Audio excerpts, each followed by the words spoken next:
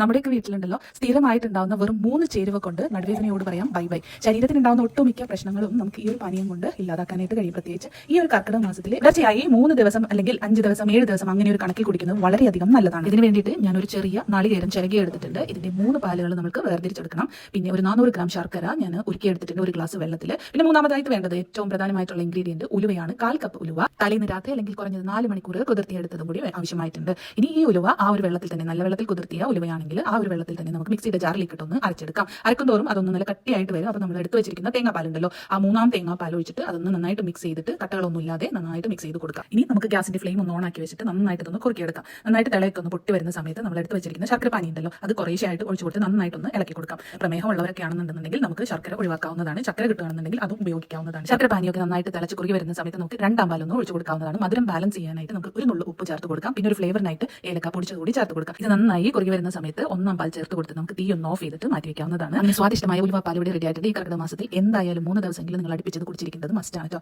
അപ്പോൾ page follow ചെയ്യാത്തവരുണ്ടെങ്കിൽ ഒന്ന് ഫോളോ ചെയ്ത് കൂടി സപ്പോർട്ട് ചെയ്യണേ.